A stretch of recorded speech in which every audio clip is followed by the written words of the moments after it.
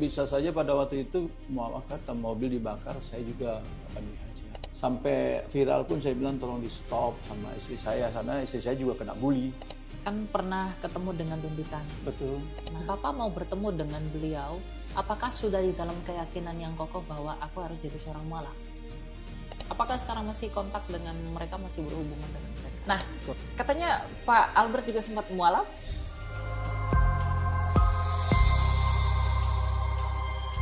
Hari ini kita akan membahas sebuah kesaksian seseorang yang mengaku pernah masuk Islam karena pernikahan, kemudian keluar lagi setelah mengalami berbagai masalah hidup, dan akhirnya kembali ke agamanya semula.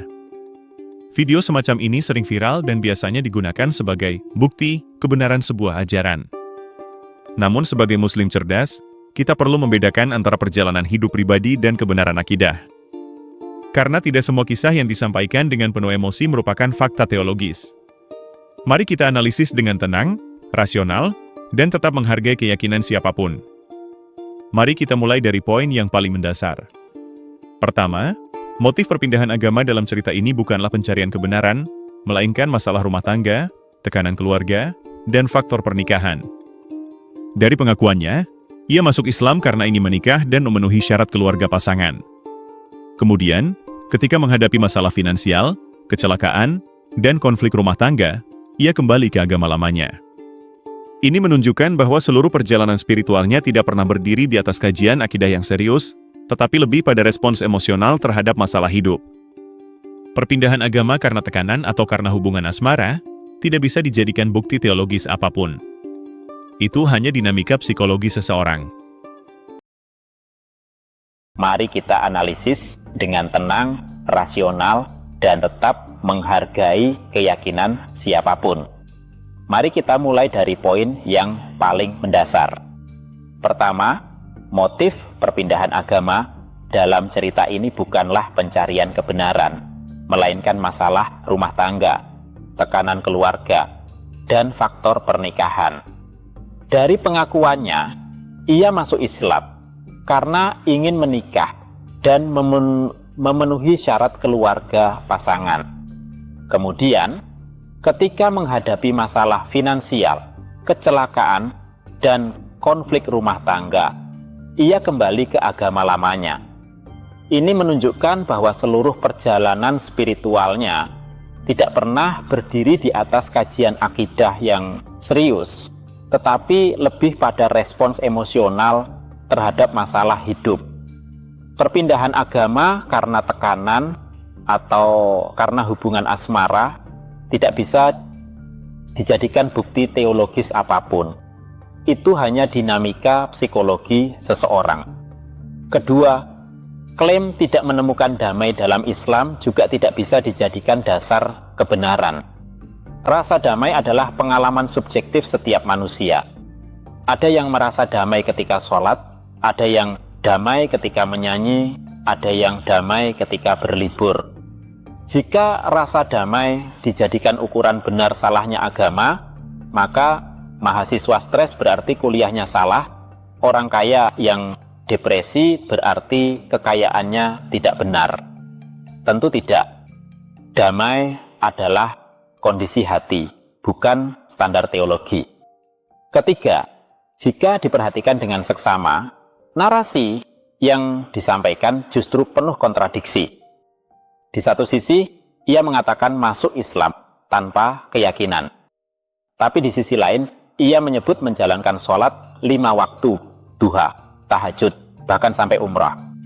Pertanyaannya sederhana, bagaimana seseorang yang mengaku tidak yakin tiba-tiba menjalani ibadah yang justru paling berat seperti tahajud secara konsisten? Ini bukan menunjukkan ketidakpercayaan terhadap Islam, tetapi justru menunjukkan bahwa ada sisi narasi yang dilebihkan, didramatisasi atau tidak konsisten. Keempat, ada kecenderungan mengaitkan setiap masalah hidup dengan tanda dari Tuhan untuk kembali ke agama tertentu. Misalnya, kecelakaan diartikan sebagai teguran, perceraian dianggap sebagai panggilan, dan masalah ekonomi dianggap sebagai peringatan. Padahal, itu adalah konsekuensi hidup yang bisa dialami siapapun. Orang Muslim, Kristen, Hindu, Buddha, atau bahkan ateis pun bisa mengalami kecelakaan. Menjadikan musibah sebagai pembenaran teologi adalah bentuk bias konfirmasi, bukan argumentasi. 5. Kita juga bisa melihat pola kesaksian yang sangat mirip dengan puluhan testimoni viral lainnya. Masuk Islam karena cinta atau materi, menjalankan ibadah, tapi tetap gelisah, mengalami kecelakaan, mendengar suara panggilan, dan kembali ke agama lama sambil bersaksi. Ketika pola sama muncul berulang-ulang seperti template, wajar bila publik bertanya apakah kisah ini benar-benar otentik atau hanya mengikuti format drama rohani yang mudah memancing simpati.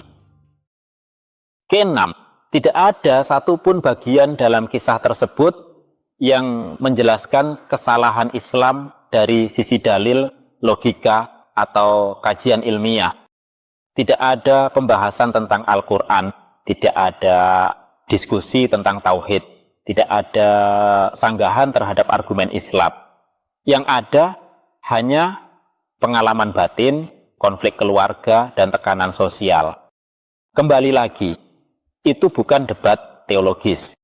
Itu hanya perjalanan hidup pribadi. Tidak bisa dijadikan dasar untuk menilai agama mana yang benar atau salah. Ketujuh, framing pengisi acara dalam video tersebut juga memainkan peran penting. Narasi seperti pintu anugerah bisa tertutup, kalau mati sekarang masuk neraka, atau ini panggilan terakhir Tuhan, adalah teknik persuasi berbasis rasa takut.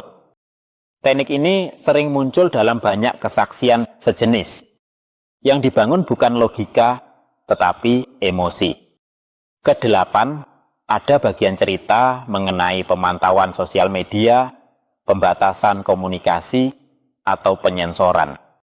Namun di sisi lain, ia mengaku bebas pergi ke masjid, bebas umrah, bebas berinteraksi dengan banyak pihak, dan bebas pergi ke gereja. Kontradiksi seperti ini menimbulkan tanda tanya. Apakah ceritanya dibesar-besarkan demi kepentingan dramatisasi konten?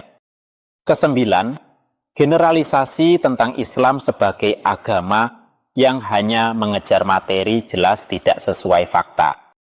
Mayoritas Muslim hidup sederhana, sholat dengan khusyuk karena cinta, bukan karena materi, dan merasakan ketenangan batin yang mendalam. Mengambil satu pengalaman pribadi lalu menjadikannya gambaran seluruh umat beragama adalah kekeliruan mendasar dalam logika berpikir. Dan terakhir, cerita tersebut tidak menyertakan bukti objektif apapun. Tidak ada foto umrah, tidak ada dokumen pernikahan, tidak ada bukti syahadat, tidak ada rekaman, tidak ada catatan medis kecelakaan, dan tidak ada data yang bisa diverifikasi. Karena itu, seluruh cerita berdiri murni di atas testimoni subjektif, sesuatu yang tidak bisa diuji kebenarannya. Jadi, kesimpulannya sederhana. Perjalanan hidup seseorang tidak bisa dijadikan standar kebenaran agama. Masalah rumah tangga bukan bukti teologis. Tekanan keluarga bukan argumen ilmiah. Rasa gelisah bukan dalil. Dan pengalaman pribadi tidak pernah bisa menggantikan kajian ayat, logika, dan ilmu. Islam tidak dibangun oleh cerita dramatis. Islam berdiri karena dalil, ketauhidan yang konsisten, dan kebenaran wahyu yang jelas. Karena itu, apapun kisah seseorang, kebenaran Islam tidak berubah sedikit pun. Semoga kita menjadi Muslim yang tenang, cerdas, dan tidak mudah terprovokasi oleh narasi yang mengandalkan emosi. Kebenaran tidak butuh drama.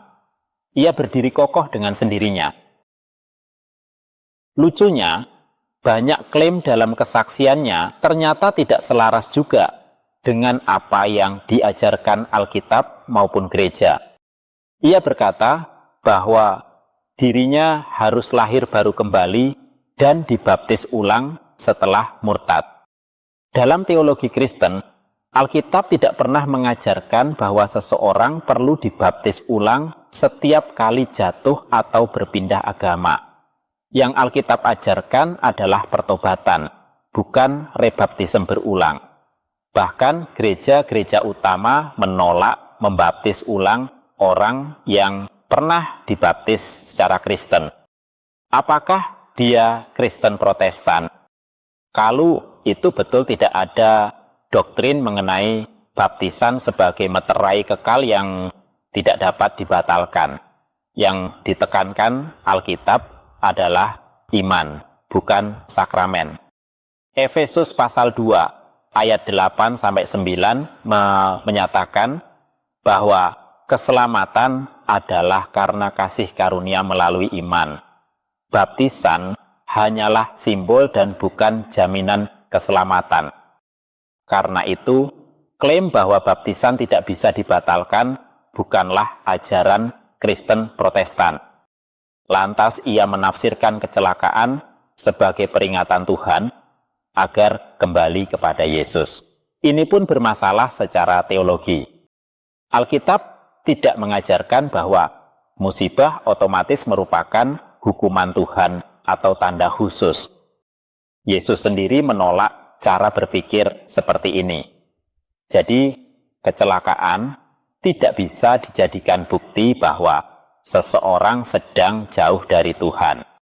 Kemudian ia menyatakan bahwa Roh Kudus akan memaksa orang untuk kembali jika ia adalah milik Tuhan.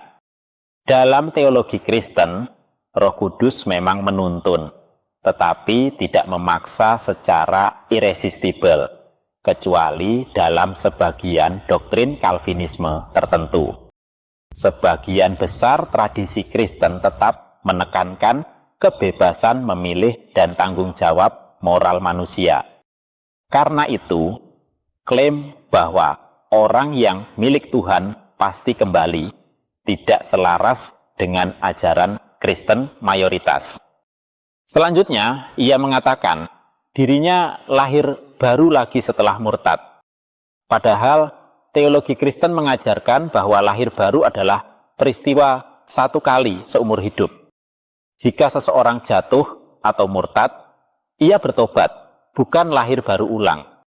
Setelah itu, ia menyebut umrah dan hidup nyaman sebagai godaan iblis. Ajaran Kristen tidak menyatakan bahwa kenyamanan otomatis berasal dari iblis atau bahwa ibadah agama lain otomatis merupakan jebakan kuasa gelap. Alkitab mengajarkan bahwa Tuhan memberi hujan dan rezeki kepada siapapun, baik beriman maupun tidak. Menafsirkan kenyamanan sebagai jebakan iblis adalah cara pandang yang tidak alkitabiah. Ada juga ia menyalahkan gereja karena menolak dirinya. Ia menganggap gereja tidak menerima orang berdosa. Padahal, gereja memang harus menerima orang yang bertobat, tetapi juga memiliki kewajiban untuk menilai buah pertobatan seseorang. Ketika gereja memeriksa ketulusannya, itu bukan penolakan, tetapi prosedur pastoral yang wajar. Fatalnya, ia menggunakan kisah pribadinya untuk menyimpulkan bahwa keselamatan hanya di dalam Yesus, tetapi tanpa memberikan eksposisi Alkitab yang jelas. Meskipun doktrin ini memang bagian dari iman Kristen, cara penyampaiannya yang berbasis pengalaman pribadi membuat argumentasinya tidak kokoh secara teologis. Dalam Kristen, firman menjadi dasar, bukan perasaan. Ia juga mengatakan bahwa siapapun yang pergi ke agama lain pasti kembali jika dia milik Tuhan. Ini bertentangan dengan beberapa ajaran Alkitab mengenai murtad, yang menunjukkan bahwa tidak semua orang kembali. Ada orang yang benar-benar pergi dan tidak kembali. Sayangnya ia memakai kesaksiannya untuk menilai agama lain secara negatif. Ia menggambarkan Islam sebagai alat tekanan. Ibadahnya tidak membawa damai, bahkan menyebut rezeki nyaman sebagai jebakan. Dalam ajaran Kristen, kesaksian boleh bersifat personal, tetapi tidak boleh memfitnah atau menggeneralisasi agama lain. Yesus mengajarkan untuk mengasihi orang yang berbeda keyakinan, bukan menyerang mereka. Jadi, dalam ajaran Kristen pun terdapat sejumlah kesalahan doktrinal dalam kisah Pak Albert.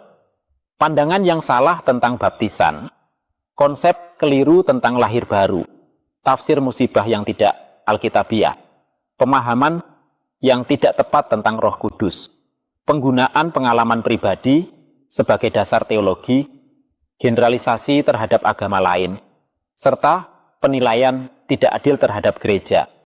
Semua ini menunjukkan kelemahan mendasar dalam kisahnya jika ditinjau dari ajaran Kristen itu sendiri. Jadi masih mau menerima secara buta soal ini. Kesalahan yang nyata dari seorang murtadin.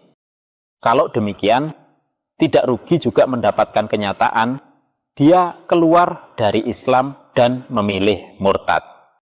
Tidak rugi, tidak ada umat seperti dia di dalam Islam. Mendukakan ya, menyalibkan kembali Yesus Kristus Tuhan. Mempermalukan dia. Mempermalukan dia. Ya, termasuk podcast yang viral itu.